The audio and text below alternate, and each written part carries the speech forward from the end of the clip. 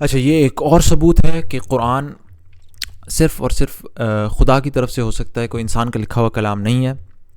اور یہ جو میں ثبوت اور دلائل دے رہا ہوں، یہ لغت یعنی زبان کے پوائنٹ آف ویو سے دے رہا ہوں. اور جو آج میں دلائل لے کے آیا ہوں وہ بھی ایک حفاظ کے لیے بڑے اچھے ہوں گے ان کو دکھانے کے لیے ڈفرینس کیا ہے. جو 4 آیتیں ہم کمپیئر کر رہے ہیں اس کی جو اینڈنگز ہم دیکھیں گے. ایک آیت ختم ہوتی ہے وَلَا هُمْ يُنصَرُونَ فَلَا يُخَفَّفُ عَنْهُمُ الْعَذَابُ وَلَا هُمْ يُنصَرُونَ اعوذ باللہ من الشیطان الرجیم. لہٰذا ان کی سزا میں کوئی تخفیف یعنی ہلکی نہیں کی جائے گی ان کی سزا، اور نہ انہیں کوئی مدد پہنچے گی. یہاں پہ ختم ہو رہی آیت نہ انہیں کوئی مدد پہنچے گی، بلکہ جبکہ باقی 3 کی 3 آیت ایک جیسی ختم ہو رہی ہیں. کیسے؟ نہ ان کی سزا میں تخفیف ہوگی، نہ ہلکی ہوگی سزا، نہ انہیں پھر کوئی دوسری مہلت دی جائے گی، نہ انہیں وقت دیا جائے گا. سورہ آل عمران آیت نمبر 88 میں بھی یہی کہا گیا وَلَا هُمْ يُنظَرُونَ وَلَا يُخَفَّفُ عَنْهُمُ الْعَذَابُ وَلَا هُمْ يُنظَرُونَ. نہ ان کی سزا میں تخفیف ہوگی، نہ ہلکی ہوگی، نہ انہیں مہلت دی جائے گی. یہاں پہ بھی ایسے ختم ہو رہی ہے. سورہ نحل سورہ نمبر 16 آیت نمبر 85 میں بھی یہی کہا جا رہا ہے فَلَا يُخَفَّفُ عَنْهُمُ الْعَذَابُ وَلَا هُمْ يُنظَرُونَ. نہ ان کی عذاب میں کوئی تخفیف کی جائے گی، نہ انہیں کوئی ایک لمحے بھر بھی مہلت دی جائے گی، کوئی وقت. تو آپ نے دیکھا سورہ بقرہ کی آیت نمبر 86 میں جو اینڈنگ ہو رہی ہے وہ ہو رہی ہے نہ انہیں کوئی مدد پہنچ سکے گی. اور باقی جو تمام کی تمام 3 آیات ہیں ان کی اینڈنگ ہو رہی ہے نہ تو کوئی مہلت دی جائے گی، نہ کوئی مہلت دی جائے گی، نہ کوئی مہلت دی جائے گی. تو اب ہم نے یہ دیکھنا ہے یہ فرق کیوں آتا ہے. دیکھیں یہ جو دلائل ہیں قرآن کے اندر سے ہیں، قرآن کے ہم لوگ باہر سے نہیں دیکھتے، اور قرآن کی تفسیر بھی نہیں پڑھنے کی ضرورت. قرآن کے اپنے کلام اپنے ہی ٹیکسٹ سے میں آپ کو دے رہا ہوں. یہ سبحان اللہ، یہ دلائل آپ دیکھ لیں.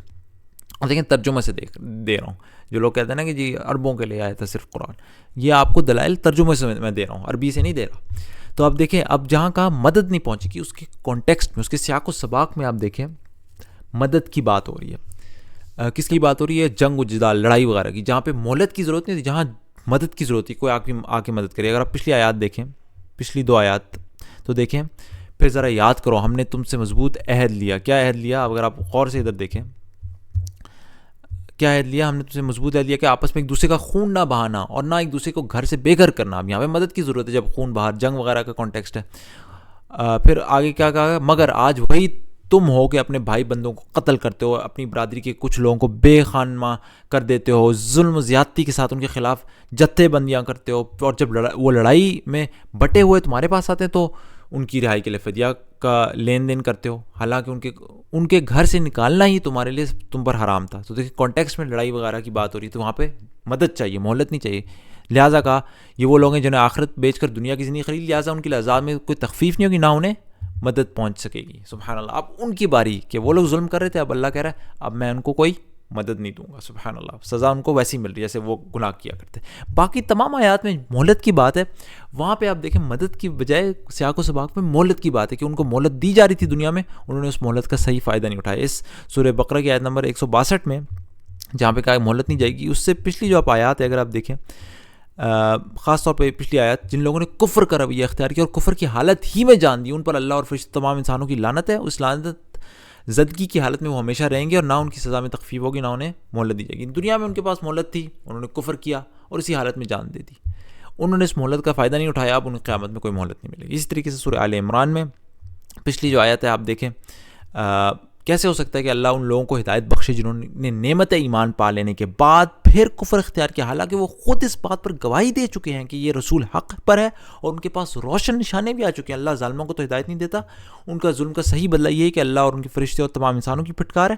اسی حالت میں وہ رہیں گے اور نہ ان کی سزا میں تخفیف ہوگی، نہ مہلت تھی. دنیا میں ان کے پاس سارے دلائل تھے، ہر چیز تھی، اس وقت کا انہوں نے فائدہ نہیں اٹھایا. اب اللہ تعالیٰ ان کو سزا دے رہا ہے، کوئی مہلت نہیں مل رہی ان کو. اور سورہ نحل میں تو اگر آپ دیکھیں اللہ تعالیٰ کی نعمتوں کا ذکر، تمام نعمتوں کا ذکر کہ اللہ نے تمہارے لیے گھروں کو جائے سکون بنایا، اس نے جانوروں کی کھالوں کو تمہارے لیے مکان پیدا کیے جنہیں تم سفر اور قیام دونوں حالتوں میں وغیرہ ہلکا پاتے ہو. پھر اللہ تعالیٰ نے تمہیں اپنی پیدا کی ہوئی بہت سی چیزوں سے تمہارے لیے سائے کا انتظام کیا وغیرہ وغیرہ. پھر یہاں پہ کہا اب یہ اللہ کے احسان کے پہچانتے ہیں، یہ اللہ کے احسان کے پہچانتے ہیں پھر اس کا انکار کرتے ہیں. اللہ تعالیٰ کے اب احسانات ہمارے سامنے ہیں اور ان میں بیشتر لوگ ایسے ہیں جو حق ماننے کے لیے تیار نہیں. اب دنیا میں ان کے سامنے احسان تھے، ان کے پاس وقت تھا، تو آخر کیا کہا ان ظالم کا جب ایک دفعہ عذاب دیکھ لیں گے تو اس کے بعد نہ ان کے عذاب میں کوئی تخفیف کی جائے گی، نہ انہیں ایک لمحہ بھر مہلت دی جائے گی. دنیا میں ساری مہلتیں تھیں، نعمتیں تھیں، ہر وقت تھا دیکھنے کا اللہ تعالیٰ کی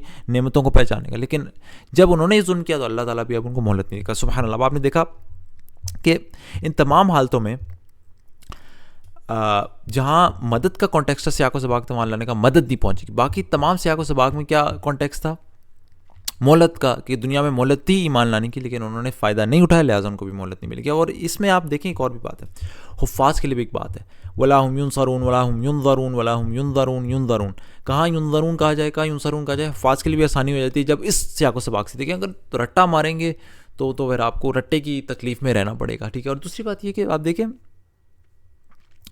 قرآن میں اگر آپ گہرائی سے جا کے کسی چیز کو دیکھتے ہیں تو اس کے اندر ایک نیا زاویہ، نیا کانٹیکسٹ آپ کے اوپر کھلتا ہے. آپ کو وہ کنفیوژنس ختم ہو جاتی ہے کہ یار قرآن ایسے کیوں کر رہا ہے، کہیں ینصرون کہیں ینظرون، کیوں ایسا. وہ جو خارش ہے وہ ختم ہو جاتی ہے جب آپ ڈیپلی جاتے ہیں. اگر آپ سرفیس پہ دیکھیں یہ دلائل جو ہے نا، قرآن وہی ہے، پڑھنے والا دیکھے گا وہی، لیکن جب تک وہ اندر سے اپنے سوچ نہیں بدلے گا، باہر کی چیز اس کو صحیح نظر نہیں آئے گی. اور لہٰذا اس لیے بعض اوقات آپ کی اینک جو ہے دھندلی ہو جاتی ہے، جب تک اس کو صاف نہیں کریں گے آپ کو کیسے صحیح باہر نظر آئے گا. تو ہمیشہ پرابلم باہر نہیں ہوتی، خاص طور پہ جو لوگ قرآن کو پڑھتے ہیں اس کو دیکھتے ہیں اور کہتے ہیں سمجھ نہیں آتا. پرابلم بعض اوقات ہمارے اندر ہوتی ہے کہ کتاب کے اندر تو ساری باتیں ٹھیک ہیں، آپ اس کو صحیح زاویے سے نہیں دیکھ رہے. تو اللہ تعالیٰ سے دعا ہے کہ ہمیں یقین کے حد تک ایمان عطا فرمائے. سبحانک اللہم و بحمدک، اشہد ان لا الہ الا انت، استغفرک و اتوب الیک.